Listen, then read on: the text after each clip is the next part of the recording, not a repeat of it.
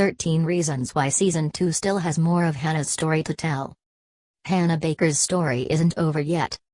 While Season 1 of Netflix's hit drama 13 Reasons Why may have ended with the reveal of the final reason for Hannah's, Katherine Langford, suicide, that doesn't mean Hannah won't still be a major part of Season 2, even if she's no longer providing the voiceover.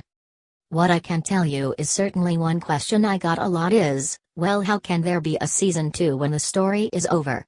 Executive producer Brian Yorkey said during a Q&A session at Netflix's FYSee event on Friday. I'm like, what story is over? And people are like Hannah's, and I'm like, well no, Hannah told her version of the events, but there are at least 12 kids that have another version of those events that we haven't really heard from yet, so I think there's quite a bit more of Hannah's story to tell. That, however, does not mean that Hannah was lying on any of the tapes that were meant to explain her decision to commit suicide. I don't think Hannah told any untruths on her tapes, Yorkey said. I think she told her story and she claimed her narrative, which had really been taken from her, so she reclaimed her narrative and said, this is the story of my life, but there are other people who might want to tell that story differently, or other players in that story might have a different perspective on some of those events.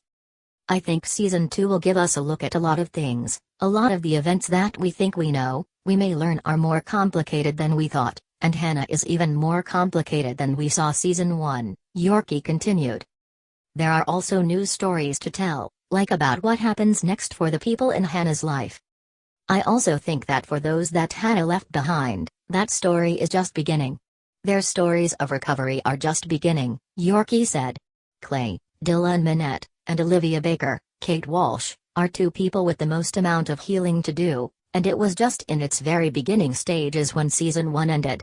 Season 2 is also about healing and how we go on, because people always say you have to go on, but how do we after something like that?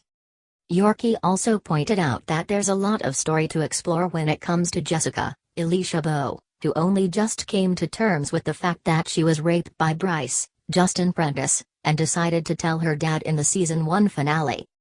I've actually had people tell me, well, her story is done, she told her dad, and I think this is one of the things we are conditioned to think about stories involving rape on television, Yorkey explained. It's covered in 3 to 5 episodes, and then you see them move on to a new love interest. Having spoken to many rape survivors and having many of them close to me, it's a lifelong process, so Jessica's story is just beginning. Overall, Yorkey is proud of what the show did in Season 1, and hopes to continue to tell those difficult stories despite criticism that the show went too far in its depictions of rape and suicide. One thing that I think we did well in Season 1 is look long and hard at the real lives that real teenagers lead and go pretty deep into a number of young people's lives, he said.